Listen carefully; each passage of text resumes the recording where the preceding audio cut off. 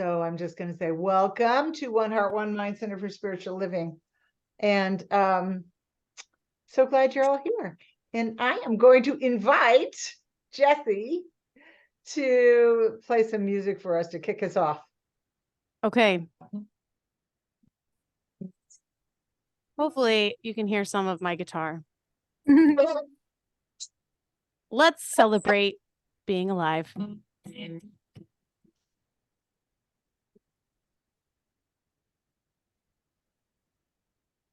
I woke up this morning joyful as can be. That's how I spend my day and that's how I'll sleep. I woke up this morning joyful as can be. That's how I spend my day and that's how I'll sleep. I woke up this morning joyful as can be. That's how I spend my day and that's how I'll sleep.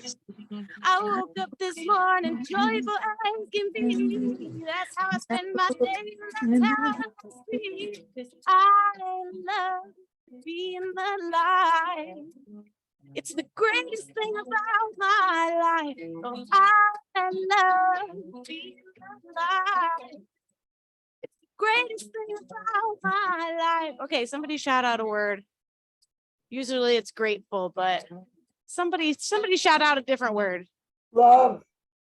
Love? Okay, loving. How about that? I woke up this morning loving as can be.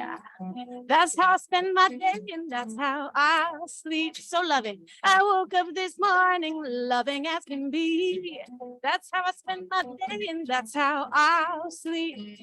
I woke up this morning lovey-dovey as can be. That's how I spend my day and that's how I sleep. 'Cause I love being alive. It's the greatest thing about my life. Oh, I love being alive. It's the greatest thing about my life. Okay, one more. Beautiful. Oh, I love that. Okay, beautiful. Here we go. I woke up this morning beautiful as can be. That's how I spend my day and that's how I'll sleep. Beauty sleep. I woke up this morning beautiful as can be. That's how I spend my day and that's how I'll sleep. Feel so pretty. I woke up this morning beautiful as can be. That's how I spend my day and that's how I sleep. I woke up this morning beautiful as can be. That's how I spend my day and that's how I sleep. 'Cause I love being alive. It's the greatest thing about my life. Oh, I love being alive. It's the greatest thing about my life. I love being alive. It's the greatest thing about my life. Last time. I love being alive. It's the greatest thing about my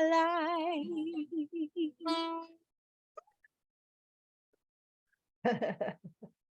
I love being alive too, and I'm glad you're here. Even if we can't hear your guitar like we usually do, we still love you, and we're so glad you're here.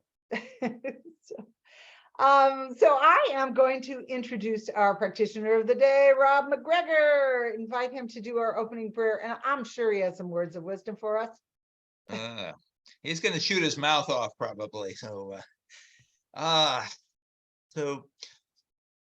almost certainly Michelle is going to be speaking on the CSL designated topic, which is love thy neighbor. And I'm going to attempt to do the same. And coincidentally, this subject has been on my mind for several weeks now. And love in general has been a focus of mine for years. Now, I'm convinced that the universe always gives us something to work on. And as a practitioner, I long ago learned that the life areas most people have trouble with are money and health and love. And in this lifetime, I've been pretty constantly blessed with good health, but I've spent most of my life worrying about having enough money to retire. And pretty much as soon as I got that problem solved, my marriage started to collapse. And despite my very best efforts, I couldn't fix it. This does not mean that I don't love my former wife. We spend about 4 hours a week together, and it looks as though we're going to do some traveling together. But because of my marital situation, I have placed a lot of attention on love these past few years. Now, I'm going to talk about some conclusions I've drawn that you may not agree with. And don't worry, you don't have to take me seriously, because believe me, I definitely don't take me seriously. See, I only know one thing for certain. I think, therefore I am. And that's it. Everything else, including the entire body of the science of mind philosophy, are things that I suspect are true, but I can't prove them. Not really. So one of the things that I suspect is true is that all existence is a unity, one big thing. And what most people in our teaching seem to believe is that they are a little piece of God, and so are you.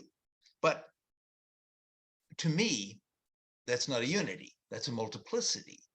What's true for me is I am God, and so are you. But if I am God, that means the love of God comes from me. And if you are the object of my love and you and I are one, then and only then can I experience love. Thus, I must love my neighbor. Where I used to affirm that I am loved and I am loving, now I've reversed it. I am loving, and then I am loved. What this means is that as I pass someone in the frozen food aisle, it is incumbent upon me to conjure up the absolute warmest smile I can muster. It means that this determination must be replicated in endless ways, in endless different situations. It also means that because we all desire to feel loved, we need only to open the floodgates and let out the love we each hold within us. For the love we receive is simply a reflection of the love we send out. It's an equation, simply stated. In the end, the love you take is equal to the love you make. And now I invite you to settle back, close your eyes, and if you like, know with me that there is only one unity. There is only one thing. And right now, that thing is what I am and what you are and what we is. It is what we is. And I am so happy that all that I could want in this lifetime, speaking for me, speaking for you, all that I could want is attainable, is there, simply for the specifying that it is mine. And right now, I am knowing that the joy that is love is mine right now.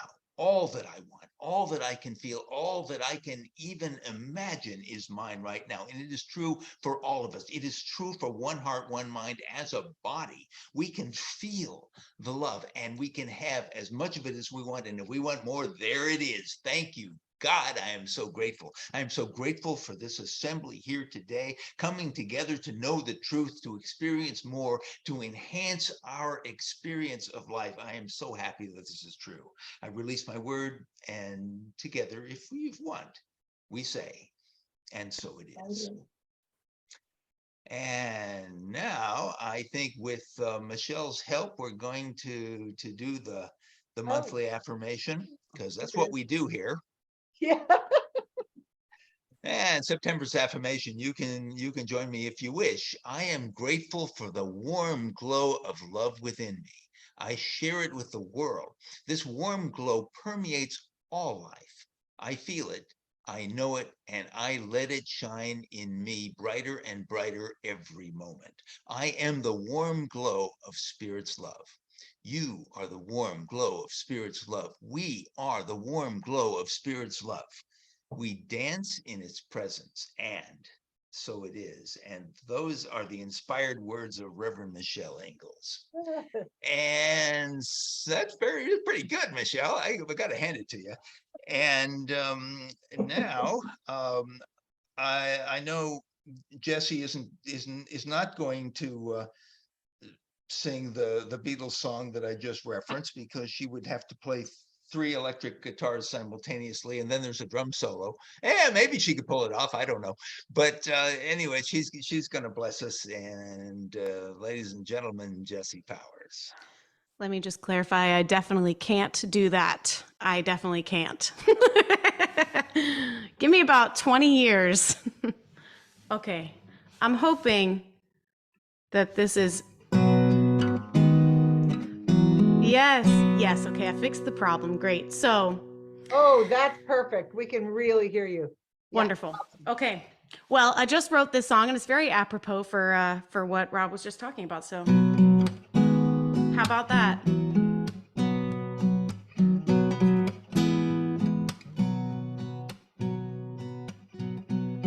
When the road gets old and the waves get rough, and the shortcut home isn't short enough,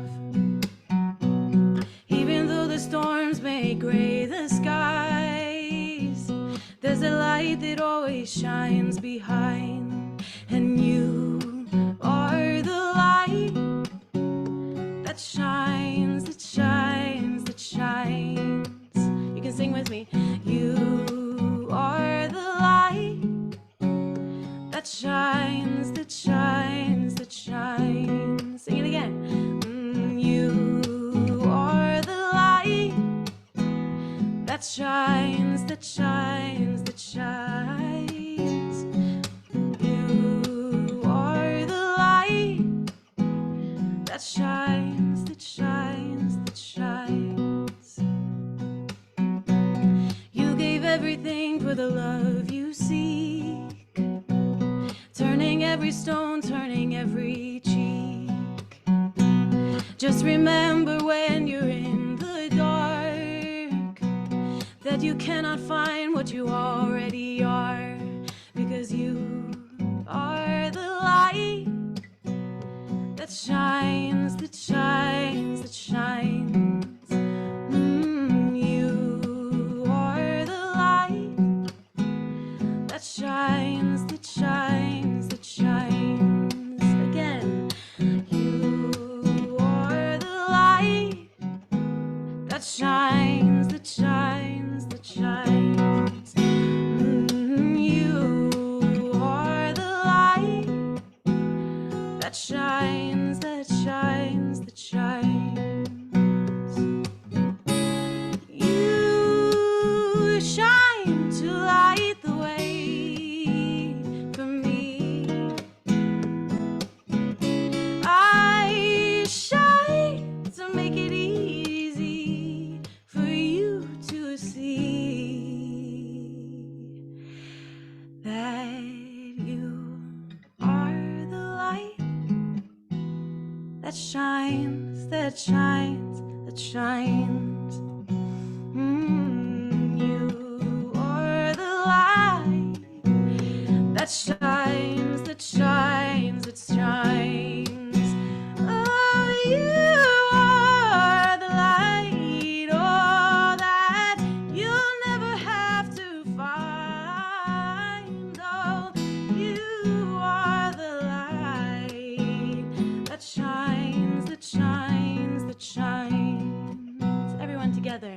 You are the light that shines, that shines, that shines. One more time. You are the light that shines, that shines, that shines. That was absolutely lovely. Oh, I love it. I love the chorus. I love the bridge. The bridge was great too. That was just beautiful. Really, really lovely. Look at all these beautiful faces. Good morning again.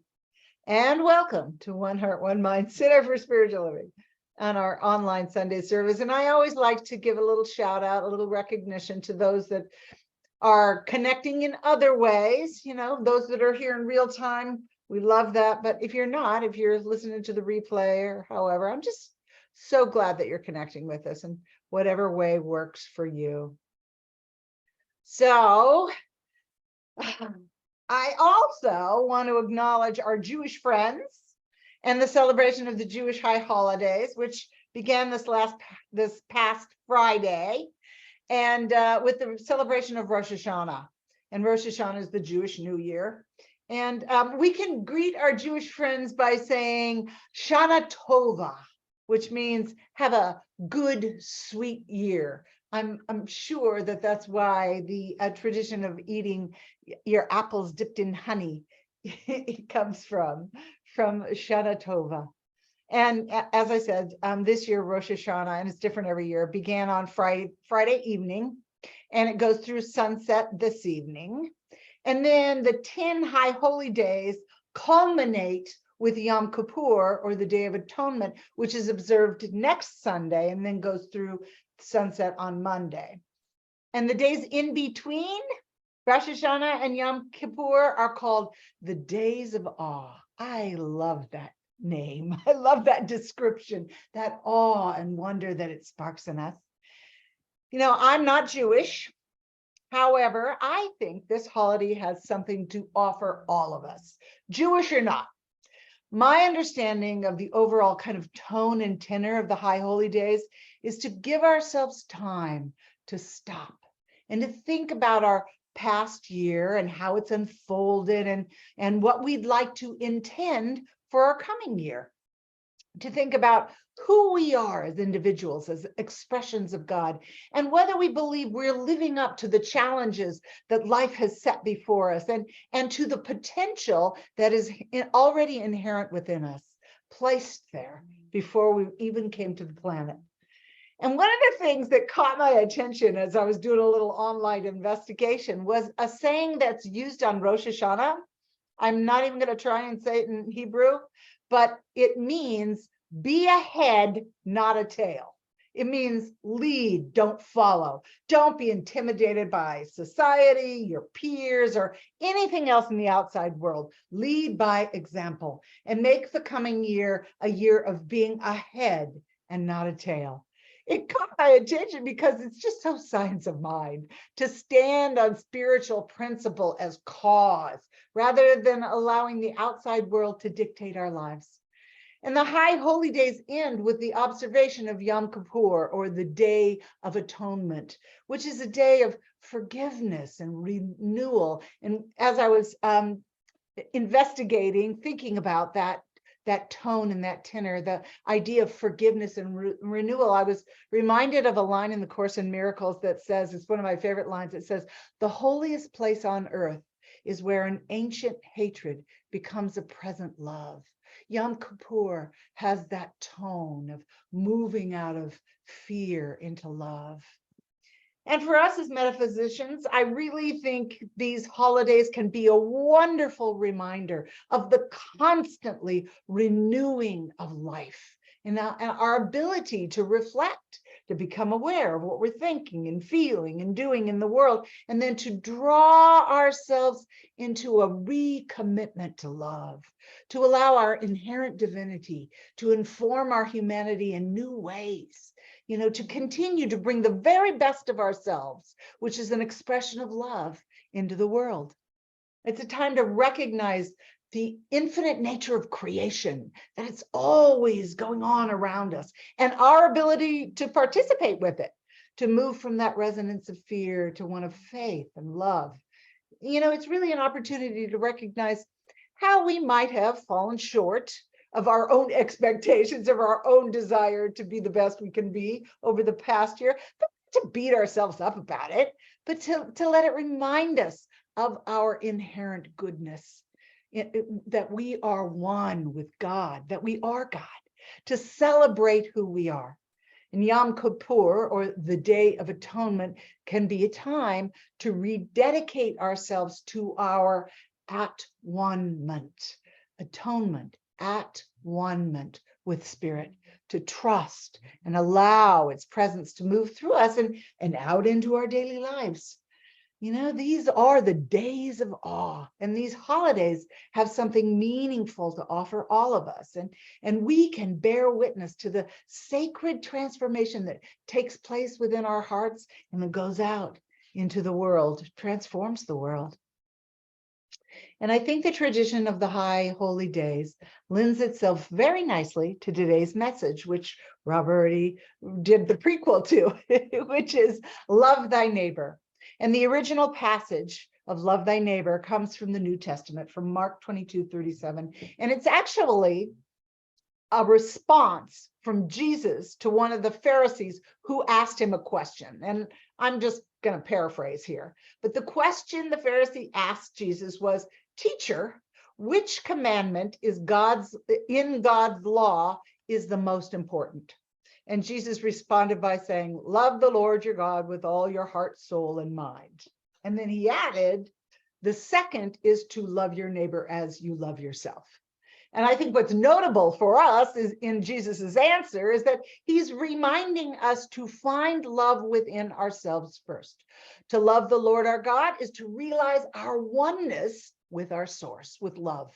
And as we do that, we're able to love ourselves completely and fully. And when we love spirit and are ourselves in unity with that spirit, then we're able to recognize our oneness with all life, with all of our neighbors, which in the broader sense is everyone.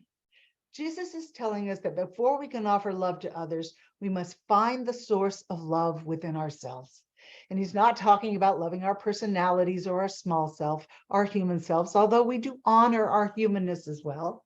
But Jesus is telling us to experience the love that we already are. It's about our big self, our God self, our essence. It's the love that comes from waking up to who we truly are. Ernest Holmes, our founder, told us that when we realize God and mankind are one and not two, we have to love both. We have to love all mankind as an expression of God, as God, and see the life principle in everything. He was brilliant. Earlier this year in our Wednesday discussion group, we reviewed a book by Louise Hay and Robert Holden called Life Loves You. And loving ourselves is the main idea of the book. And the authors both state unequivocally throughout the book that unless and until we love ourselves unconditionally first, we aren't able to love others. Louise tells us that our goal is to align with the basic truth that we are lovable.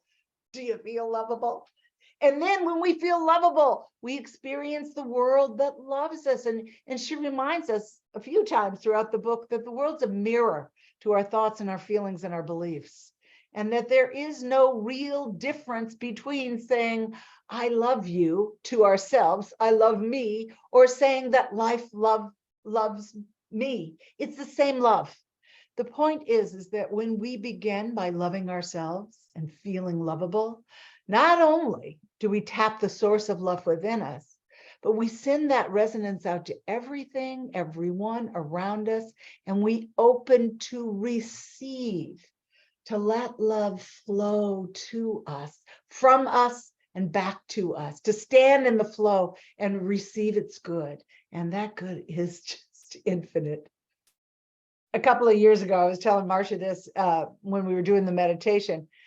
My dear friend, Marcia, who I adore, turned me on to a book called Love for No Reason. It's written by a woman named Marcia Shimoff, I think it's pronounced. It's a phenomenal book. And in the book, Shimoff tells a story about a woman named Mirabai Devi, who's a spiritual teacher from South Africa. And she had an experience of this pure state of unconditional love that we're talking about, and it changed her life. And it illustrates, I believe, how the flow of good begins from us, how it streams out from us, because it's who we are. So the story goes that Mirabai was traveling through Europe, and she recalls that as she was traveling, she was practicing sitting in a state of pure love, of being present in the moment, in pure love. And then one day she had what she called a moment of grace. She suddenly felt as if a dam had burst in her heart and the waters had overflowed. She recalls that it was like this all-consuming, all-encompassing flood, and it actually electrified her body. Ooh, gives me goosebumps just thinking about it.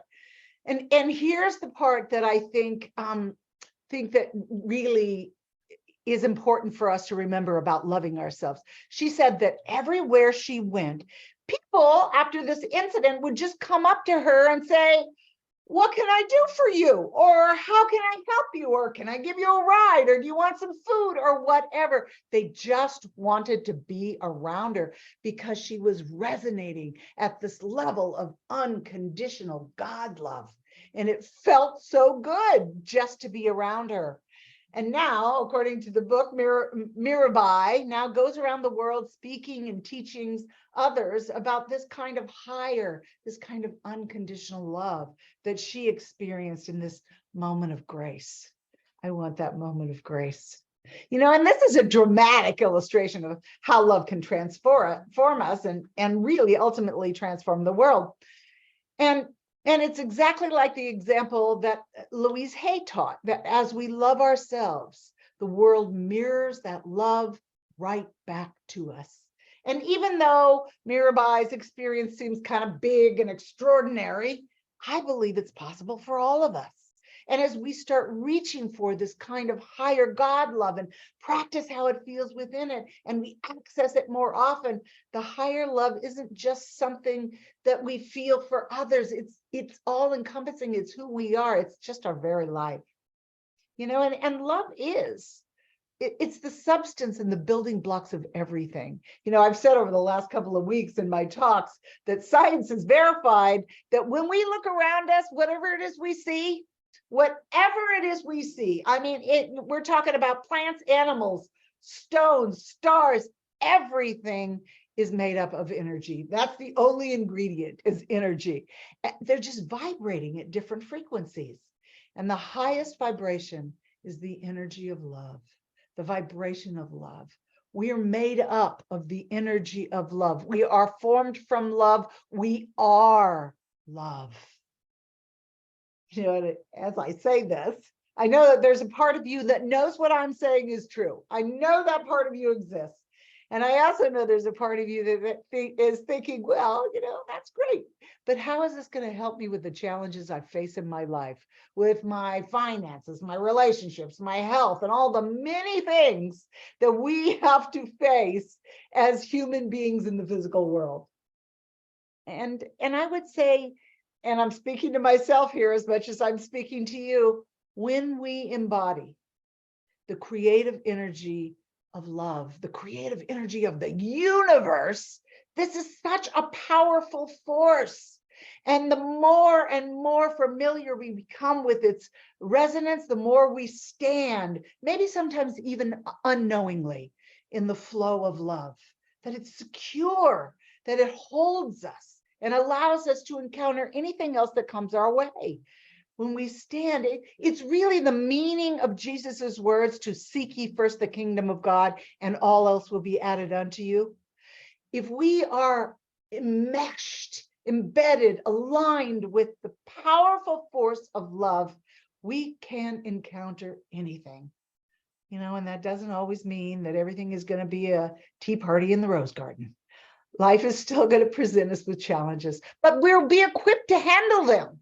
We'll have a strong and steady and resilient foundation to stand on, to face things that come our way. We are going to lose loved ones. We're going to lose jobs and relationships, and people in our lives might struggle with addiction. We might struggle with addiction, but we will face things in the world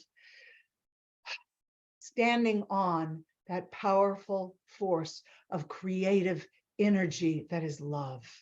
You know, sometimes we're going to face things in the world that make us sad or frustrated or even angry. I will not pretend that that love will erase all human challenges, but love will give us the strength to face them all. Love's the reason we're here.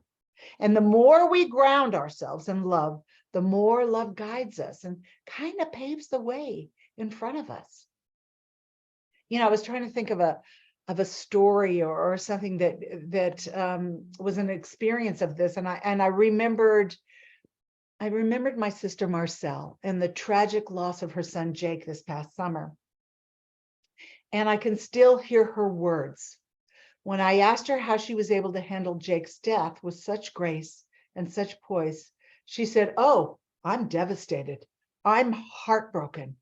And then she added, and these words still feel like they were sung from the heavens. She said, "But I trust God."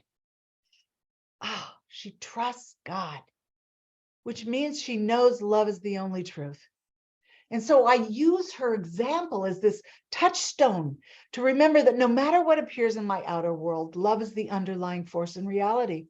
And when we're grounded in love, we feel the comfort and the love underpinning any pain or any suffering. And so it's my intention to cultivate and to nurture that deep faith and trust in the power of that creative love, of universal love, of that foundational ingredient, the only ingredient, which is love. Another gem that I got from Marcia Shemoff's book, Love for No Reason, is a way to put the experience of love into kind of our human context. She created this diagram that illustrates the spectrum of love we experience as human beings. I really liked it. I thought it was pretty brilliant. She calls it the love continuum. And I made a copy of it. I'm going to share it with you. Let me show you what it looks like. All right, here we go. This is what she calls the love continuum. Can y'all see it? So here's what she said about this. You can see way over there on the left is no love. You know, no love is the state where we're really shut down, you know, and are most likely in pain. You know, maybe we've been injured or hurt or betrayed in some way, and our response has been to completely close our hearts to the experience of love. So we really feel nothing. No love can make us feel, you know, really empty and disengaged, disconnected. It can make us feel alone. It kind of makes me sad when I just think about it. And the state of no love is really the absence of anything that makes life worth living for us. You know, the word that popped into my head as I was putting this together is vacant. Nobody's home, and love doesn't flow here. Ugh. Not a very good place to be. So then, as you can see, she goes further down the love continuum, and she calls this love for bad reasons. I like that. And this kind of love is actually kind of a disguise, because it really isn't love. You know, love for bad reasons is really desperation. You know, it's about trying to fill a void inside by manipulating someone into loving it. It's loving us. It's like satisfying an addiction almost. It's codependency. It's stalking, wanting to possess someone. That's love for bad reasons. Doesn't sound very good to me. And you know, I want to remind us not to get too judgy here, because we probably all have done this to some degree. You know, we might not want to believe that we have. So I think we have to watch our internal motivation. You know, we have to stay aware of what we might be, you know, how we might be loving for bad reasons. You know, am I giving love to get love? Am I pleasing someone to be accepted? Am I saying yes just to be liked? Or am I feeling needy or desperate? Am I trying to fix or control my partner or my friends or my children? It's a good thing to be aware of that, because all of those are love for bad reasons, you know, just a little bit. Maybe we're not stalking or possessing, but you know, you get my drift. So then we can move on to love for good reasons. You know, that's where most people live. That's how mostly our culture and society understands love. You know, it's when we deeply appreciate or feel connected to certain people or situations or even material objects. When we love in this way, yet the object of our love becomes special and becomes valuable to us. And having good reasons to love is not a bad thing. It's a good thing. It's kind of like having multiple income streams in a way. Love's flooding in from everywhere. It's a reminder of that deeper love. The issue here is that love for good reasons has its limitations. It's couched in conditions. Can you see how that is? If I love my children because I'm proud of their accomplishments, then my love will change if I'm not proud of their accomplishments. It's conditional. See what I mean? It's so easy to fall into conditions. Personally, I have spent a lot of time in love for good reasons. But you know what? As I'm thinking about this, as I'm learning more about it and waking up to the different ways we love, I think I'm now ready to be in love for no reason.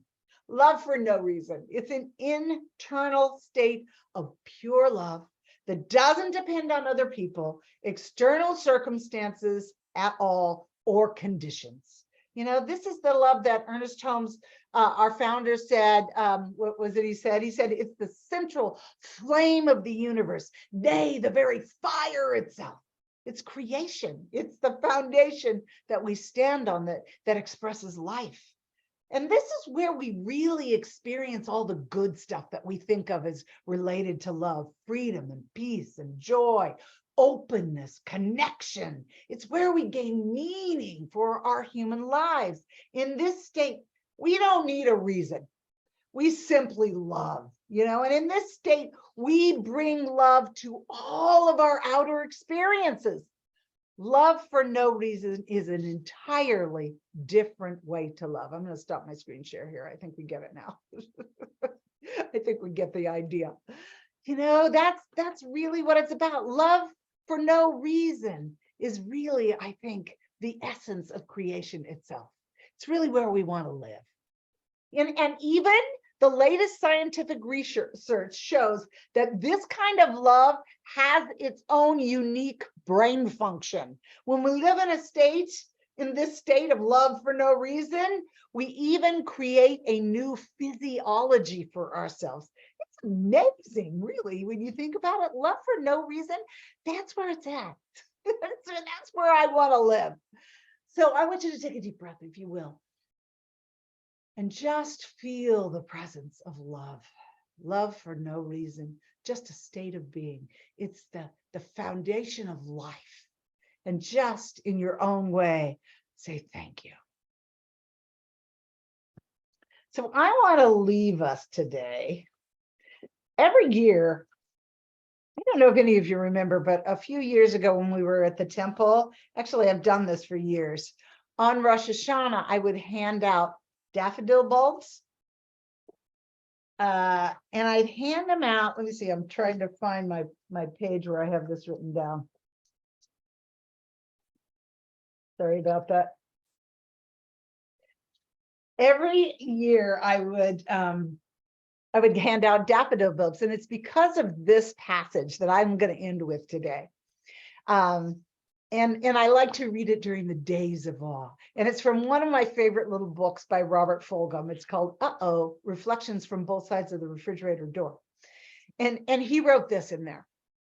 On occasion in years past, I planted daffodil bulbs on Rosh Hashanah as a reminder to myself that hope for better times is not enough, that one must be an active participant in the quality of the future. If I want flowers in the future, the planting must be done now. And then he goes on in that same passage. This year on Rosh Hashanah, I stood on the edge of a high ridge in southeastern Utah, and I watched the sun go blazing down in a clear sky. No congregation, no horns, no hymns, no prayers or candles, just the passing of daylight and the coming of night.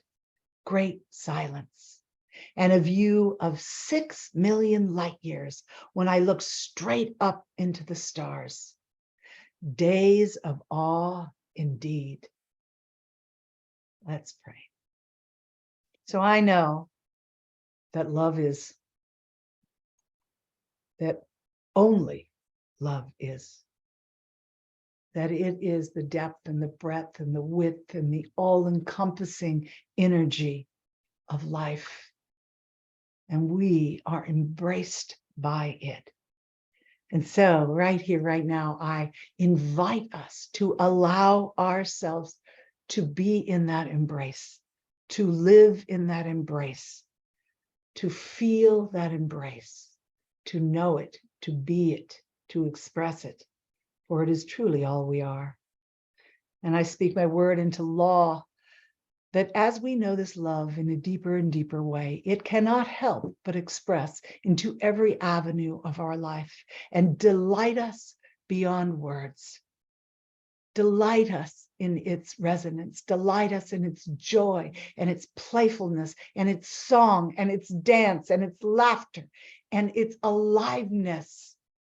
For it is an expression of the deep well of who we are and what we have come here to be and experience. And I'm so grateful. I'm grateful for each and every person on this call. I'm grateful for life. I'm grateful for the compost. I'm grateful for the bloom.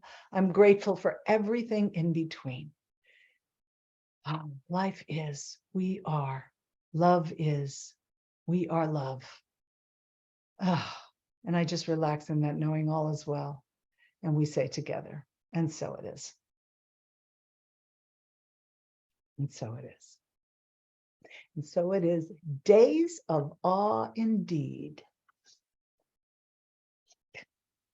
Well, I hope you like that love continuum as much as I did. I thought that was pretty good stuff. Puts it in our human context. So let's see, what are we doing now? Oh, someone's doing the giving prayer. Is it you, Relaine? Yes. I'm so glad. I'll get up I don't think I have the thing up. Let me get it up.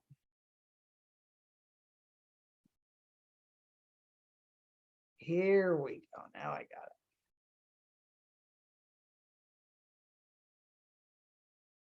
it. Okay. Slow but sure. Oops, it's not quite it.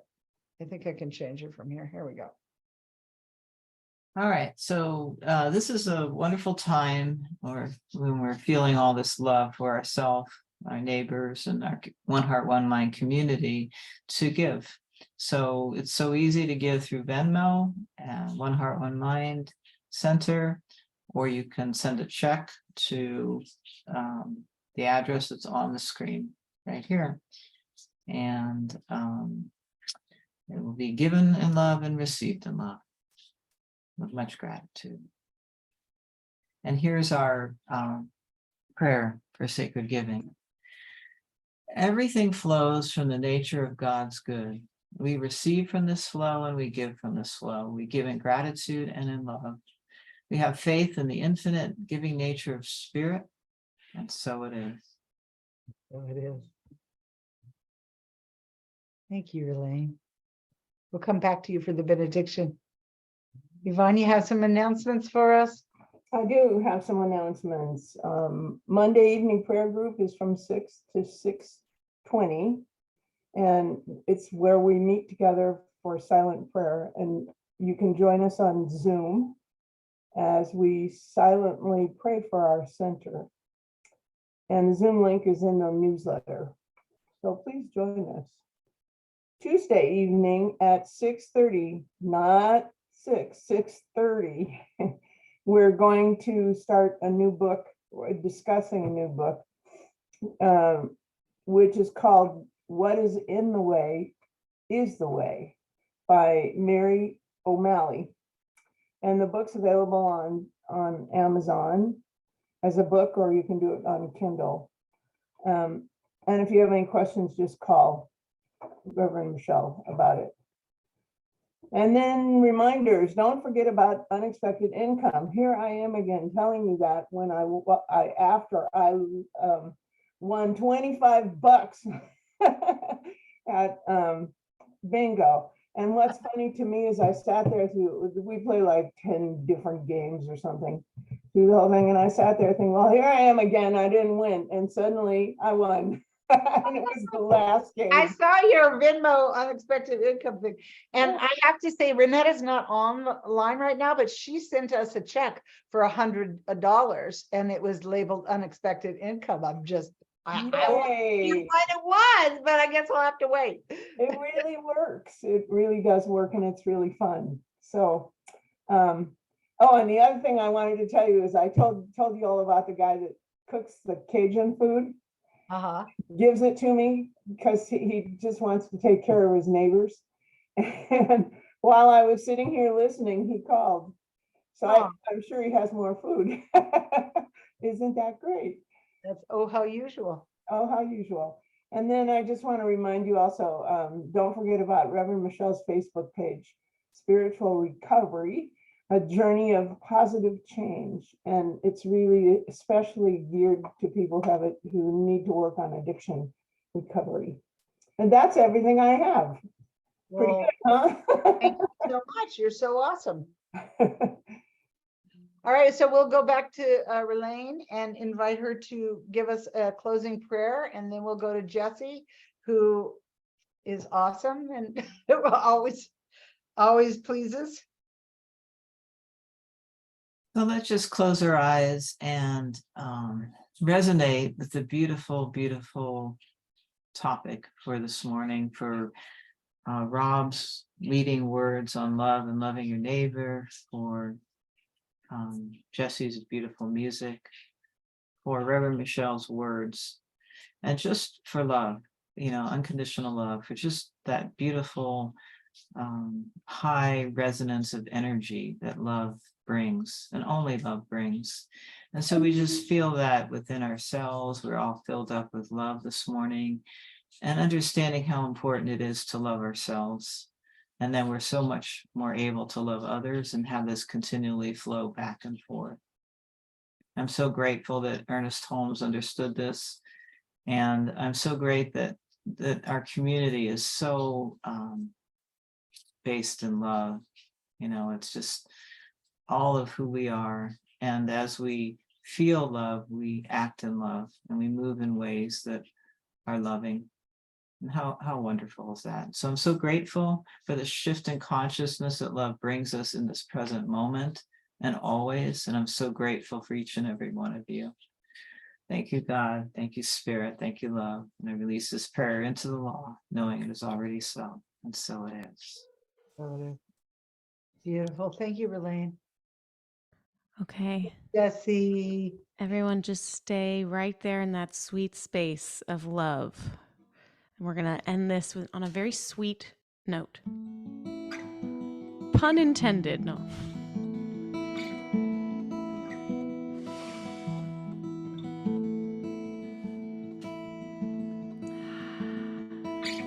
I don't want to give words to this. Anything you have to interpret will only eclipse the heart of it. I just want to send it in sound with a wavelength clarity. Ooh, nothing I could ever say will resonate the same way that this love does in me. Inhale, exhale, breathe.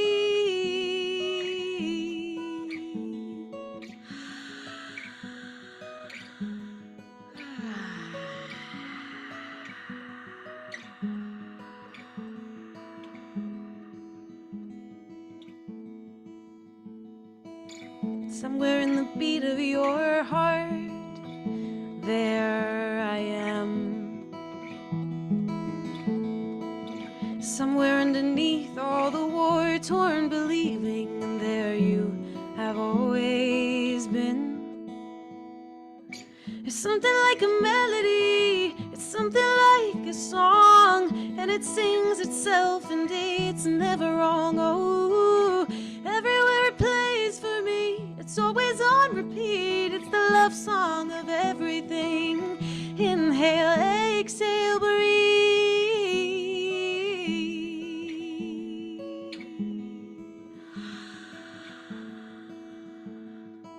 It's not just there. body. It's not just there in the thoughts that I think. It's there in the roots, in the skies and the seas, in the eyelids, the irises, the wind and the wings, in the will be, the ever was, the reason and the just because. I am the song that I sing. Everyone, inhale. Exhale.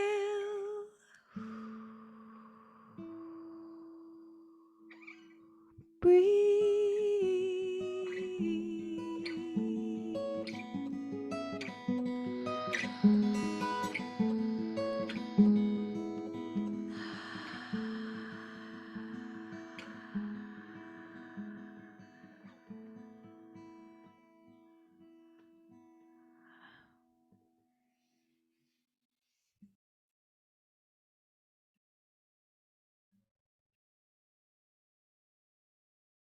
Wow.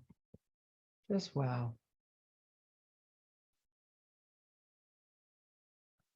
Well, that was